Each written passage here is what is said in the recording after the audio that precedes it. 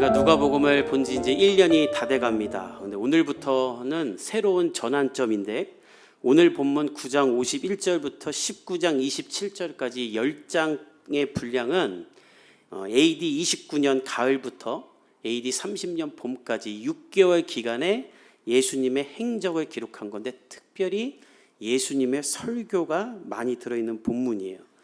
마태와 마가에는 이 시기에 대한 기록이 한 장이나 두 장밖에 없습니다. 그러나 누가는 누가복음 전체의 한 41%가 넘는 분량을 이렇게 기록해요. 왜냐하면 누가가 복음서를 기록한 목적이기 때문이에요. 우리가 본 대로 누가복음 1장에 누가는 이 책을 왜 기록했는지를 분명히 밝힙니다. 예수님이 승천하신 다음에 제자들의 제자들, 그러니까 12제자의 제자들이 로마에게 핍박을 받기 시작하자 사람들이 흩어지는 것을 보고 사람들이 흩어지더라도 예수님의 말씀을 알게 하기 위해 복음서를 막 기록해요. 근데 너무 무분별하게 기록을 하니까 예수님의 모든 행적을 근원부터 보았던 누가가 시간의 순서에 따라 체계적으로 기록해서 예수님을 어렴풋이 알고 있던 사람들, 또 배우고 듣긴 했으나 확신이 없었던 데오빌로와 같은 사람들에게 예수님을 더 확실히 알고 성령을 받을 수 있도록 누가복음과 사도행전을 기록한 거예요. 그래서 그 목적에 따라 누가는 오늘부터 이 10장의 분량 가운데 예수님이 했던 설교들을 그대로 기록합니다. 그러니까 우리는 다 사람이 하는 설교를 듣는데 이 누가복음이 소중한 이유는 예수님이 한 설교가 그대로 있는 거예요. 뭐 사마리안 이야기, 우리가 잘 아는 돌아온 탕자 이야기, 부자와 나사로 이야기 같이 예수님의 설교를 기록해서 예수님의 설교를 직접 듣고 읽게 하자. 그래서 이 안에는 기도는 어떻게 해야 되는지, 예수 믿는 사람으로 어떻게 살아야 되는지, 돈은 어떻게 관리하며 인생은 어떻게 살아야 되는지, 인생에 수시로 닥쳐오는 염려는 어떻게 해결해야 되는지, 또 하나님의 나라가 임한다는 건 어떤 뜻이며 천국은 무엇인지가 예수님의 설교로 기록되어 있는 거예요. 저는 여러분들이 이 누가복음을 사랑하기를 축복합니다. 그래서 이 책을 읽고 사랑하면 우리의 인생의 길을 예수님이 인도하는 걸 경험할 수 있어요. 그래서 오늘부터 시작되는 이 말씀을 여러분들이 더 체계적으로 잘 들어서 그리스도인으로 산다는 것이 무엇인지를 깨닫고 정말 예수 믿는 사람들 되기를 간절히 축복합니다. 아멘. 대안이가 없어서 아쉽네. 우리 51절 읽어봅시다. 시작. 예수께서 승천하실 기억이 차감해 예수님이 승천하실 기억이 찼다. 원문을 보면 승천할 날들이 완전하게 채워지고 있다는 말로 고난과 죽음, 부활과 승천의 이 모든 과정이 채워지고 있다. 그런 뜻이에요. 그래서 예수님은 이것을 이루고자 예루살렘으로 가기로 결단하시는데 굳게 결단해야 할 만큼 이 일은 쉬운 일이 아니었습니다. 우리가 아는 대로 이따 또 보겠지만 영화로 정말 상상할 수 없는 고난과 수치와 조롱을 당하죠. 이해할 수 없는 일이었어요. 그래서 예수님도 밤새 기도하며 옮길 수 있으면 옮겨달라고 하죠. 그러나 하나님의 뜻이기 때문에 흔들리지 않기로 굳게 결단했다는 거예요. 그러니까 여기서 우리가 알 수 있는 건 무엇인가? 하나님의 뜻대로 사는 게 쉽지 않다는 거예요. 굳게 결단해야만 할 만큼 그렇게 쉽게 그냥 네 하고 할 만한 건 하나도 없다는 거예요. 여러분, 하나님의 뜻대로 살려고 해보십시오. 두렵고 손 떨리고 손해보는 것 같고 미련한 것 같고 그런 게 하나님의 뜻대로 사는 거예요. 그러나 그 뜻대로 살아갈 때 하나님의 역사가 우리 가운데 나타나는 것이죠.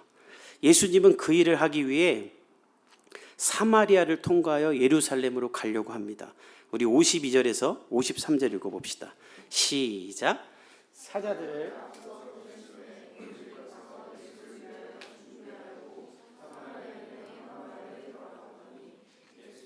예루살렘을 향하여 가시기 때문에 그들이 받아들이지 아니하는지라.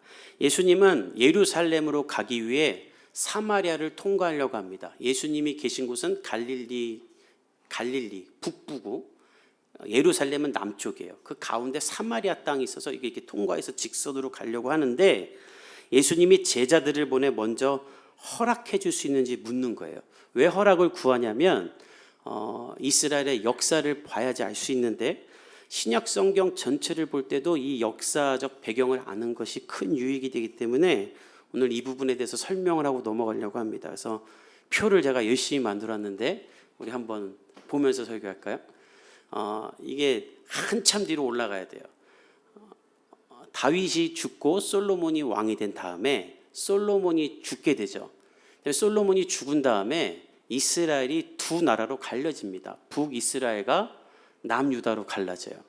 그래서 나라가 갈라지니까 북이스라엘은 수도를 사마리아로 삼고 남유다는 예루살렘을 수도로 삼아요. 사마리아는 사마리아 성이 있고 사마리아 지역이 있어요.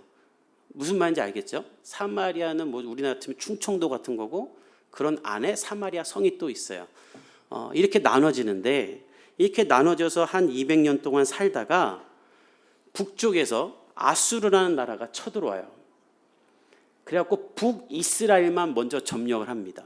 근데 그때 이 아수르가 어떻게 하냐면 야 북이스라엘 사람들을 완전히 흩어버리자.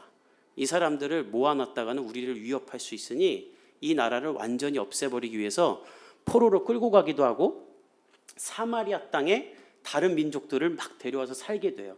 그러니까 이 다문화 가정이 생기는 거예요. 막 피가 섞이는 거예요. 또 다른 민족이 오니까 다른 종교도 들어와요. 그래서 혼혈과 종교 혼합이 발생했는데 이 사람들을 사마리아인이라고 부르기 시작한 거예요. 누가? 유대 사람들이. 왜냐하면 유대인들은 나중에 바벨론이라는 나라에게 침략을 당해서 망하는데 바벨론은 유대인들을 섞지 않아요. 여기 보면 밑에 바벨론이라고 조그맣게 보이죠. 저 바벨론이 아수르를 무너뜨리고 북이스라엘을 무너뜨리고 남유다도 무너뜨려요. 그러니까 바벨론이 다 점령을 하는데 이 바벨론은 포로로 끌고 가지만 너희들끼리 민족의 정체성을 지키며 살아라. 그러니까 이 사람들이 우리가 더 신앙 지켜야겠다. 우리 더 철저히 살자. 더 순수 혈통으로 살자. 그 사람들이 우리가 잘 아는 다니엘과 세 친구들. 뭐 그냥 신상에 절하라 그래도 풀무불 들어가도 안 하고 사자굴 들어갈지언도 시장을 지키는 이 사람들. 그렇게 신앙을 지켜요. 그렇게 살다가 또 페르시아라는 나라가 일어나서 바벨론을 무너뜨리고 북이스라엘과 남유다도 다 점령해요. 이해됐어요? 처음에 아수르, 두 번째 바벨론, 그다음 페르시아. 다니엘이 이 세 나라를 다 통틀어서 총리를 했던 사람. 그러니까 여러분들 아들을 가진 사람들은 다니엘처럼 되게 해달라 기도해야 돼. 우리나라에도 다니엘이 있어야 돼요. 그렇게 해서 페르시아가 다 멸망한다 시킨 다음에 유다인들에게 야 니네 땅으로 가라. 그리고 너희들 성전도 지어라. 그렇게 해서 하나님의 역사 가운데 이스라엘 땅을 재건하게 해줘요. 그래가지고 성전을 짓기 시작하는데 유대인들이 다시 성전을 건축하니까 예루살렘에 위에 있던 사마리아인들이 내려와서 우리도 성전 같이 짓고 싶어요. 그리고 우리도 그 성전에서 함께 예배드리고 싶어요 했더니 유대인들이 한 말이 야 너희랑은 못한다. 실제로 혼혈아라고도 안 부르고 이 잡종들아라고 말했대요. 너희는 더 이상 아브라함 민족이 아니다. 니네 조상이 지금 몇 명이랑 섞인 거냐. 게다가 너희는 율법을 지키지도 않았고 다른 신도 섬겼었는데 너희가 어떻게 거룩하신 하나님의 성전을 동참할 수 있느냐. 안 된다. 경멸하고 멸시하고 자신들은 우등한 인간으로 말해서 그 사람들을 아주 하등한 인간으로 짐승 같은 존재로 치부해버려요. 그러니까 사마리아 사람들이 얼마나 상처를 받았겠어요. 우리도 이제 다시 예루살렘 성전 짓고 하나님 믿는 사람 되고 싶은데 너희는 안 된다는 거예요. 그래서 어쩔 수 없이 자신들의 땅에 그리심산이라는 산에다가 자신들만을 위한 성전을 짓고 거기서 따로 예배를 드리기 시작해요. 그리고 이제 하도 뭐라고 막 열등감을 이렇게 막 부어 넣으면 그 사람들이 또 이제 자존심이 상하니까 우리는 우리만의 독자적인 성경을 갖고 있다고 말하면서 모세오경만을 진리로 받아들이고 다른 성경은 안 읽고 오직 모세오경만 이 성경이다면서 우리의 성경이다면서 그것만 믿고 예배를 드리면서 이 두 민족이 500년 동안 서로 이렇게 원수가 돼버려요. 그게 예수님 시대까지 온 거예요. 그래서 어떤 결과가 되냐면 유대 사람들이 갈릴리에서 유대를 왔다 갔다 할 때 우리는 사마리아 지나다니면서 사마리아 땅에 있는 흙이 내 발에 닿는 것도 싫다. 저 짐승 같은 놈들, 저 먼지도 만나기 싫다면서 강을 건너가지고 삥 돌아서 베레아 땅으로 돌아서 유대로 갔다가 올라갈 때는 또 돌아가서 올라가요. 이렇게 직선으로 안 다니고 빙글빙글 돌아면서 다녀요. 그러니까 이게 얼마나 2배가 넘게 걸려요. 그리고 또 사마리아인들도 유대인들이 이렇게 다니니까 어쭈 이것들 봐라. 그래 니네 오지마 하면서 누가 돌아다니다 보면 좀 귀찮아서 그냥 아래로 쭉 가고 싶은 사람도 있었을 거 아니야. 좀 객기 넘치는 사람 중에. 그럼 죽여버렸대요. 테러를 저지르고 요세푸스의 역사 기록에 의하면. 그러니까 이렇게 원수가 된 거예요. 근데 이런 원수가 돼 있을 때에 예수님께서 말씀하시는 거예요. 나는 사마리아를 지나가고 싶다. 그래서 한번 물어봐라. 왜냐하면 예수님이 이 저주받았다고 느껴지는 사마리아에 들어가게 되면 사마리아에는 하나님이 계신 곳이 되는 거죠. 예수님이 함께 계시는 곳. 예수님은 인류를 구원하기 위해 예루살렘으로 가는 길에 그 시대의 역사상 가장 천하게 여겼던 사마리아 사람들을 회복하고 구원하고 너희도 하나님의 자녀다라는 것을 알려주기 위해 일부러 사마리아를 지나가려고 하는 거예요. 우리 예수님의 사랑이 이렇게 큰 줄 믿습니다. 지금 이 사랑이 우리나라에도 필요해요. 제가 이거 설교 준비하면서 뭐가 생각났냐면 지금 우리나라에도 이런 일이 일어나거든요. 그 지방에 있는 그 초등학교 가보면 이렇게 한 반이 30명 되잖아요. 그러면 다문화 가정 아이들이 더 많대요. 그리고 우리나라 부모님 둘 다 우리나라 부모님인 가정의 아이는 몇 명이 안 된대요. 그래갖고 다문화 가정 아이들이 우리나라 부모 둘 다 부모인 아이들을 왕따시키고 때리고 혼낸다는 거예요. 거꾸로. 왜 그러는가? 동네 사람들이 무시하니까. 근데 그렇게 핍박받는 아이들이 대부분 사명 가지고 시골로 간 젊은 목사님들의 자녀들이라는 거예요. 아니 너무나 안타깝죠. 그러니까 이런 모든 갈등의 역사를 끊어버리기 위해 예수님은 나 사마리아로 들어가겠다. 그래서 제자들에게 먼저 보낸 거예요. 내가 거길 지나가도 되는지 사마리아 사람들에게 물어봐라. 그러니까 우리 예수님이 이렇게 참 나이스하셔. 그냥 가면 되잖아요. 사실 모든 것이 하나님 것인데. 근데 예수님이 먼저 물어보는 거예요. 무례하지 않고 정중하게 그들의 문화에 따라. 그런데 오늘 53절을 다시 한번 읽어봅시다. 시작. 예수께서 예루살렘을 향하여 가시기 때문에 이 사마리아 사람들은 예수님을 받아들이지 않아요. 왜냐하면 예루살렘으로 가기 때문에. 이건 무슨 말이냐면 아까 표에 봤던 것처럼 사람들이 한번 아까 표 다시 볼까요? 사람들이 전부 다 갈릴리에서 목적이 예루살렘이에요. 목적이 사마리아인 사람은 하나도 없어요. 우리가 갈 수 없는 예루살렘에 우리만 예배드릴 수 있다고 하면서 다 예루살렘으로 가는 거예요. 근데 우리 땅을 통과하면서 그렇게 말하고 가니 사마리아가 얼마나 열이 받아요. 예수님도 그런 줄 아는 거예요. 이 사마리아 사람들은 지금. 됐어요. 여기까지 보면. 근데 예수님은 그게 아니죠. 예수님은 지금 이 버림받고 저주받았다고 느끼는 이 사마리아 사람들을 구원하기 위해 예루살렘에 가서 십자가를 지고 죽기 위해 가는 건데 이 사람들은 그 큰 하나님의 뜻은 모르고 자신들의 상처와 열등감에 빠져서 왜 우리의 땅에도 거리심산이 있는데 넌 예루살렘 가서 예배드리냐? 너도 결국 우리 무시하는 거 아니냐? 에라이 요단강 건너가라. 그리고 예수님을 이렇게 적대시해버리는 거예요. 그러니까 예수님이 근데 더 놀라운 건 뭔지 아세요? 그렇게 예수님을 안 받아들이니까 예수님 그냥 떠나십니다. 제자들은 열받았는데 예수님은 그냥 떠나요. 이게 사실 무서운 거예요. 우리 54절에서 56절 읽어봅시다. 시작. 제자 야고보와 요한이 이를 보고 이르되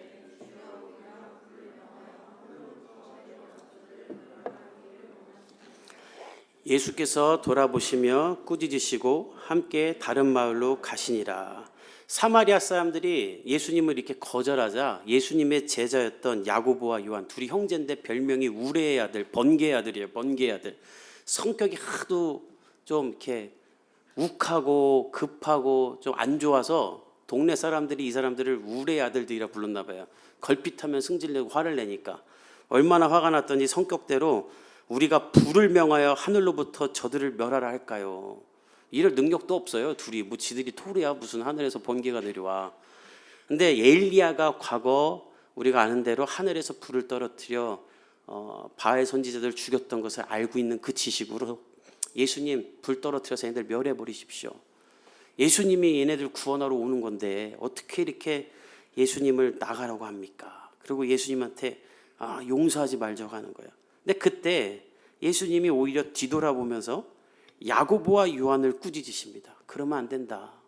그리고 그냥 조용히 다른 데로 가세요.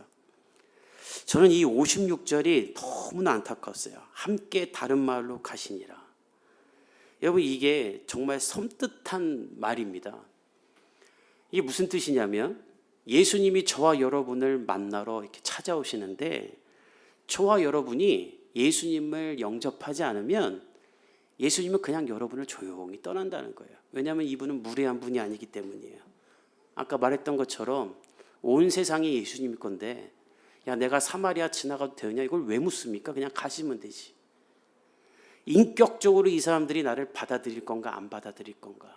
너희들이 나를 받아들이면 가겠다. 뭐 이단 종파의 강압적인 교주처럼 뭐 너희 나 안 믿으면 지옥 간다 이런 분이 아니에요. 너희들이 나를 받아들이면 내가 너와 함께 있겠다.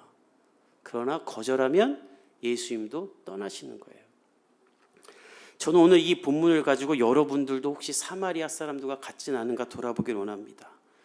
나는 나를 찾아오시는 예수님을 영접하고 있는가? 매주일 예배를 드리면서 나는 하나님의 말씀을 귀로만 듣고 마는가? 아니면 귀로도 듣고 그냥 흘리는가? 그 말씀을 내 안에 뿌리를 내리고 그 말씀을 따라 사는가? 내 상처와 열등감으로 인해 또 고집과 욕구와 자아로 인해 예수님을 거절하고 있지는 않은가? 전 여러분의 삶이 예수님을 영접하고 예수님의 말씀이 여러분들의 심령에 뿌리를 내려 자라는 하나님의 사람들이 되기를 간절히 축복합니다. 그렇지 않으면 예수님도 여러분을 그냥 떠난다는 거예요. 그러니까 이건 기회인 거예요. 매주일 예배는 기회인 거예요. 어떤 기회? 전능하신 하나님의 아들 예수 그리스도, 나를 구원하신 예수 그리스도를 영접할 수 있는 기회가 우리 가운데 오는 거예요. 근데 그걸 하지 않으면 내가 예수님을 멀리 보내는 거예요. 너무나 많은 크리스찬들이 자기가 예수님을 영접하지 않으면서 예수님이 멀리 있다 그래요. 자기가 하나님을 따르지 않으면서 하나님이 멀리 있는 것 같다 그래요. 아니에요. 여러분이 예수님을 멀리 돌려보내고 있는 겁니다. 돌아가세요. 예수님 나한테 오는 거 아니잖아요 라고 말하면서. 너무나 안타까운 일이 이 땅 가운데 일어날 거죠. 500년 역사를 뚫고 하나님이 사마리아를 회복하려고 하는데 거절한 거예요. 그런데 똑같은 사마리아에서 예수님을 영접했던 사건도 있었습니다. 예수님 사역 초기에 있었던 일인데 우리 이제 여러분들 성경으로 요한복음 4장을 한번 찾아볼래요? 요한복음 4장. 요한복음 4장 3절과 4절을 우리 한번 같이 읽어봅시다. 예수님이 사마리아를 이번만 갔던 게 아니에요. 요한복음 4장 3절에서 4절 시작. 유대를 떠나사 다시 갈릴리로 가실새 사마리아를 통과해야 하겠는지라. 아까 누가복음에서는 북쪽 갈릴리에서 남쪽 유대로 갈 때 사마리아를 통과를 했었고 사역 초기에는 거꾸로 아랫지방에서 북쪽으로 갈 때 그때도 내가 사마리아를 뚫고 가야겠다 하셨어요. 왜냐하면 그때 만나야만 한 사람이 있었기 때문이에요. 원문을 보면 나는 기필코 사마리아를 통과해야만 하겠다. 나는 여기를 무조건 가야만 한다. 왜냐하면 만나야 할 한 사람이 있었기 때문이에요. 누구였냐면 사마리아의 수가라는 성에 살던 한 여인이에요. 아까 그 지도 나온 사진 한 번만 더 보여주시겠어요? 예수님이 이제 빨간 줄이 아래가 남유다, 위가 사마리아인데 저기 수가라고 그 자가 그리심산이고 그 바로 위에 수가라고 보이시죠? 저 수가에 가신 거예요. 저 수가에는 야곱의 우물이라고 야곱이 쓰던 우물이 있었는데 예수님이 이 우물에서 누구 한 명 만나고 싶었던 거예요. 아니나 다를까 예수님이 정오가 돼서 저 야곱의 우물에서 쉬고 있었습니다. 이스라엘의 정오는 너무 뜨거워서 아무도 다니지 않는데요. 다닐 수가 없대요. 그런데 예수님이 거기서 쉬고 있을 때 한 여인이 물을 들어와요. 너무너무 힘들고 할 수도 없는 일이에요. 막 40도 50도 장렬하는 태양에 어떻게 그 물을 두고 갑니까? 근데 그때 와요. 예수님은 그 여인에게 말하십니다. 나한테 물 한 잔만 다오. 그러자 이 여인이 어떻게 말하냐면 당신은 유대인으로서 어찌하여 사마리아 여자인 나에게 물을 달라 하나이까. 여러분들 9절을 보시면 돼요. 9절에 그렇게 기록되어 있죠. 아까 말했던 것처럼 역사적 배경 가운데 유대인과 사마리아는 상종을 하지 않았죠. 특히 여자하고는 더 말을 안 했대요. 왜냐하면 사마리아인들 너희가들이 혼혈인들이 된 원인은 여자에게 있다고 해서 더 경멸한 거예요. 그러니까 이 여인도 그걸 아니까 아니 당신들 우리랑 상종도 안 하면서 왜 나한테 말 겁니까? 게다가 날 경멸하기까지 하면서 부탁까지 하네. 뭘 물어달라고 하면서 이렇게 퉁명스럽게 말하는 거예요. 왜 말 거냐고. 이제 그러자 예수님이 어떻게 말하냐면 10절을 읽어보세요. 시작.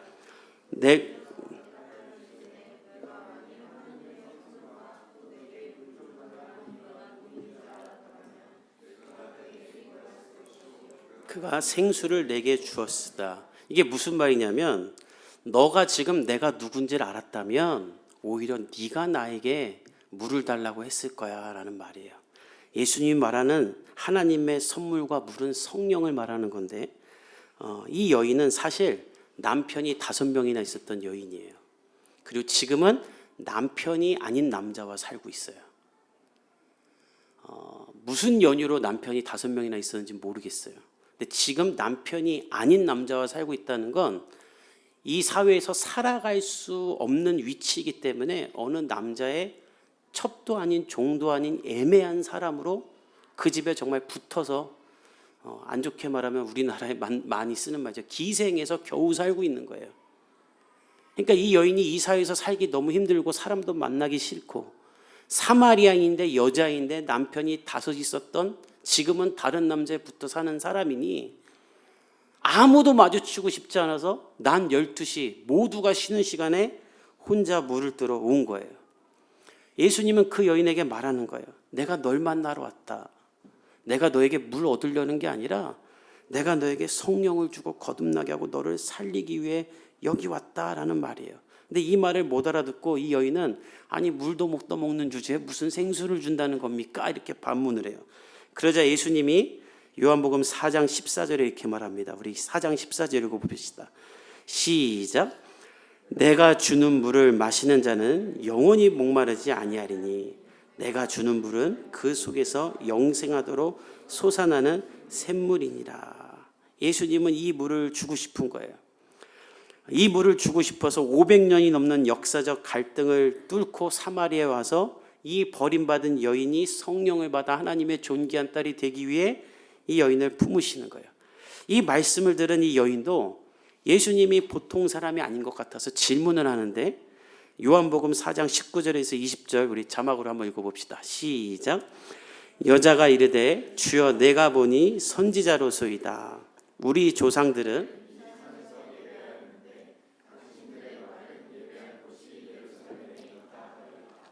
예수님이 선지자라고 생각했던 이 여인은 가장 먼저 예수님께 예배에 대해 물어요. 왜냐하면 이 여인의 현실에서 지금 붙잡을 수 있는 건 하나님밖에 없는데 사람들이 말하기를 사마리아 사람들의 예배는 하나님이 안 받아준다는 거예요. 또 예배하려면 예루살렘에서 예배해야 된다는 거예요. 그러니까 이 여인은 나 같은 사람은 하나님도 버린 건가? 나 같은 사람은 예배도 못 드리나? 그럼 나 같은 사람은 왜 살아야 되나? 이 질문이 너무 많아서 예수님께 묻는 거예요. 예수님, 나 예배 드릴 수 있나요? 예배를 어디서 드려야 되나요?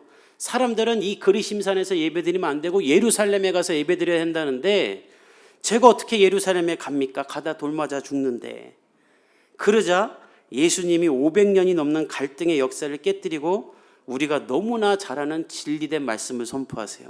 요한복음 4장 21절에서 22절 읽어봅시다. 시작. 예수께서 이르시되 여자여 내 말을 믿으라. 이 산에서도 말고 예루살렘에서도 말고 너희가 아버지께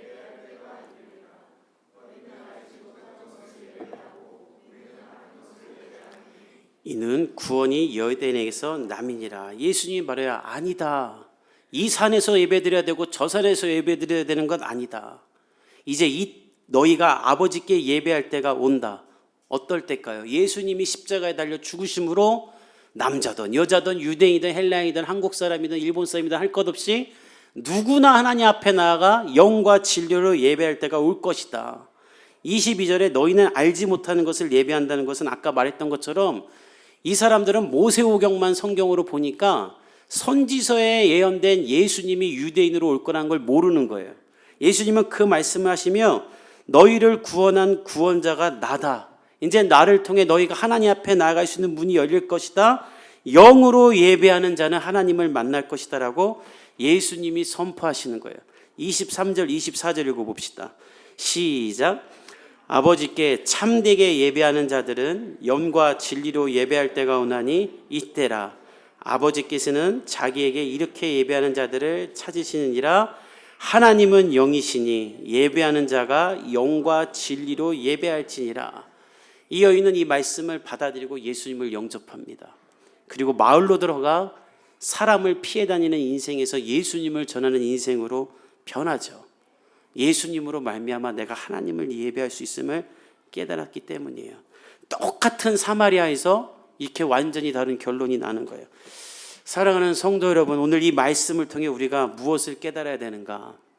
나는 예수님을 거절하는 사마리아인과 같은가? 아니면 예수님을 영접하는 사마리아인과 같은가? 예수님을 내 안에 모시고 예수님과 함께 거듭난 삶을 살려는 마음이 있는가? 저는 여러분들이 예수님을 영접함으로 하나님의 자녀된 권세가 되기를 간절히 축복합니다.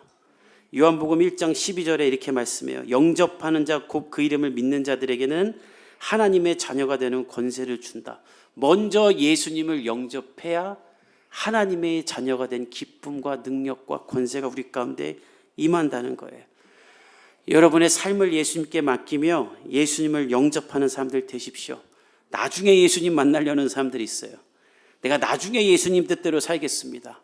내가 나중에 하나님께 헌신하겠습니다. 나중은 없어요. 오늘 예수님께 나아가 예수님과 함께 사는 거예요. 그러면 하나님의 자녀가 된 기쁨이 여러분의 삶을 지배하고 여러분을 능동적으로 만들고 여러분을 하나님께로 인도할 줄 믿습니다. 여러분의 삶이 그렇게 되기를 예수님의 이름으로 축복합니다.